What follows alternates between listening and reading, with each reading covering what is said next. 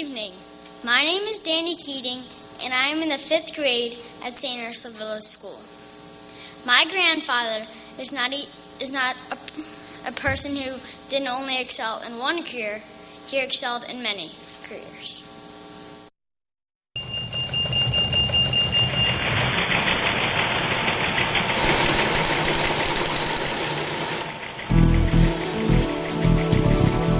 Athlete, veteran, lawyer, judge, city councilman, congressman, newspaper executive and publisher, including chairman of the Associated Press. The resume is certainly impressive. The list of people with a similar scope of accomplishments is decidedly a very short one indeed. William J. Keating. Born March 30th, 1927 in Cincinnati, Ohio, to Adele and Charles H. Keating, Bill soon showed not only academic prowess, but also athletic prowess in the sport of competitive swimming. He swam at St. Xavier High School and later at the University of Cincinnati, and he is a member of both institutions' athletic halls of fame. He met his future wife, Nancy, in high school, and we're told that first impromptu date included a journey on several streetcars to get ice cream at the Hyde Park Graders. After graduation from St. Xavier in 1945, Bill joined the U.S. Navy. In 1950, he graduated from the University of Cincinnati with his BBA and JD as a first lieutenant in the Air Force Reserve JAG. He married Nancy Nenninger on September 22, 1951, at St. Mary's Church in Hyde Park.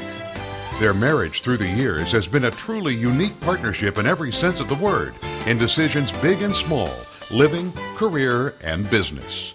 She basically is his touchstone. When he's thinking about things or talking about things, I think he bounces them off Nancy, and she's very candid. She's not. She's very honest with him and and she's honest with other people too. She's just a strong person.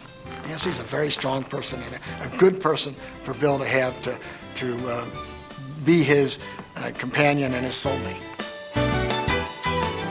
William's career soon was growing as fast as his family, from private practice to Assistant Attorney General for the state of Ohio and, by 1958, a judge on the Cincinnati Municipal Court. In 1964, he was elected a judge on the Hamilton County Court of Common Pleas. His enthusiastic, homegrown campaign staff may have helped more than a bit.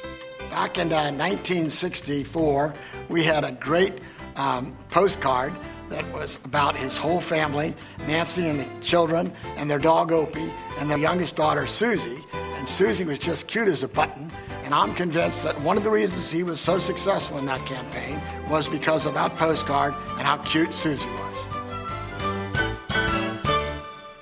The world of politics beyond the law became his new challenge when he ran for and was elected to Cincinnati City Council as the top vote-getter in 1967 and 1969. Politics agreed with Bill Keating, and he was elected to serve as congressman for Ohio's 1st District in the 92nd and 93rd Congress.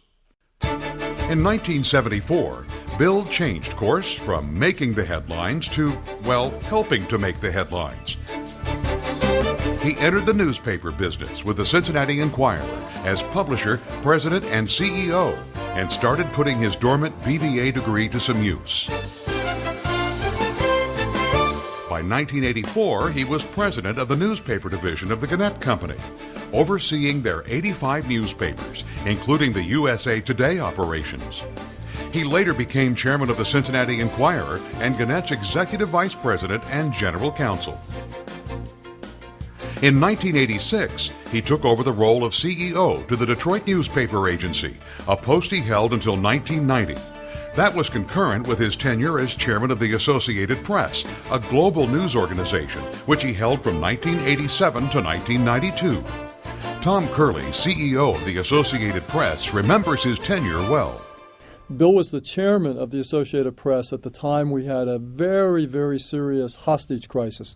The journalist Terry Anderson had been captured in Beirut and held hostage for 5 years. And To the extent anyone could be perfect for that assignment, Bill was really perfect. He connected the organization to then President Bush, the first President Bush, and worked in many key behind-the-scenes roles, as well as in key roles with the staff and the people affected by that kidnapping.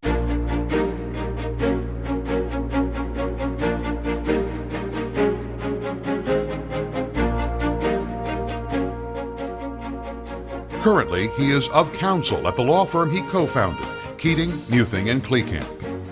When asked what has made him so successful, William J. Keating's friends all agree that Bill's caring about people has been the key to his success through everything he has done. You always know you're going to get his best shot. He's going to tell you what's on his mind, and he's going to do what he tells you he's going to do. Bill Keating has street smarts, but he couples it with integrity, honesty, and intelligence.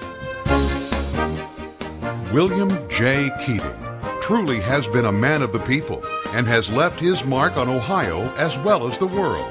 Bill is consistently a prince because he's a man of such great integrity,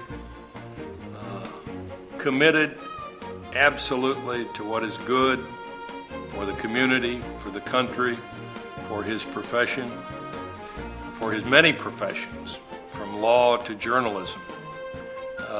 But that consistency and that integrity are the marks of his character. Businessman, publisher, politician, husband, father, and leader of men. Tonight, we welcome you to the Business Hall of Fame. I'm proud to introduce Mr. William J. Keating.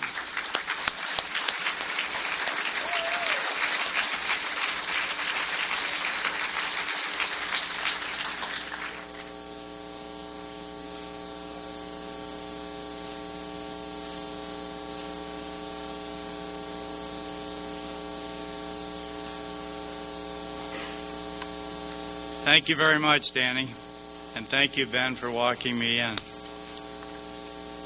I just have a few comments. Junior Achievement has for many years been an outstanding organization and has done wonders for the young people in helping them understand the economics of our society, and I wish some of my former colleagues understood it as well. The many hours our volunteers spend explaining our system to the young people has helped make it possible for them to cope and prosper in the business world today. They are then capable of helping others, which is pretty important, to be good citizens and strengthen our society. All of us owe a deep debt of gratitude to the organization and the people who volunteer those many, many hours to make it such a success. Nancy and I appreciate being here this evening and sharing the stage with people who have made such outstanding contributions to their country, to their community, and to their business. Our congratulations to John Barrett, who is the architect of so many wonderful things in and around Cincinnati, including the tallest building in the region. The heights he is reaching with the building demonstrates the heights he has taken his company, Western and Southern. Ken Klosterman has worked his magic on behalf of his company and has successfully met the challenges of the fierce competition within the industry that he chose. He continually pulls the rabbit out of his hat to make his company a success.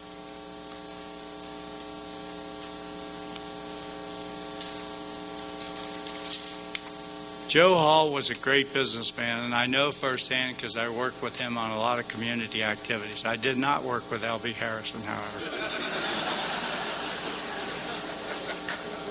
L.B. Harrison was long before my time, and my only recollection of him is swimming in the basement of the building he had on Victory Parkway, which was sometime after he'd passed on. Now I'd like to introduce our grandchildren and their friends who are here tonight. But I want to warn you, though, it's not a fire drill when they all stand up. Would they all please stand up?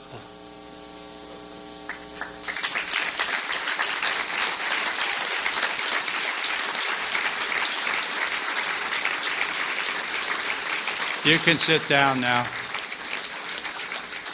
Now I'd like to introduce my children, our children, in the reverse order of their arrival. John Keating and his wife, Michelle.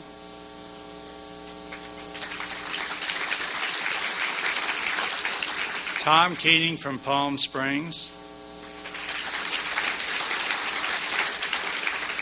Susie, cute as a button, lame, and her husband, John. Dan Keating and his wife, Becky. I really don't need notes to introduce them. Mike Keating and his wife, Jane.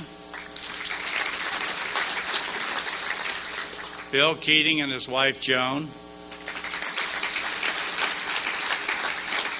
Nancy Rowe and her husband, Dale.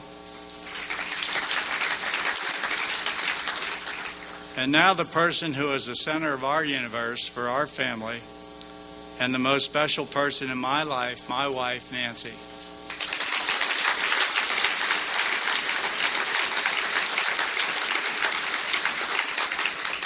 There are many people I would like to thank for providing a helping hand along the way, but it would be impossible to do so in the time allotted, so you can be relieved. So I simply want to say to all of you a most sincere and humble thank you, and thank the museum and JA for a wonderful evening. Thank you.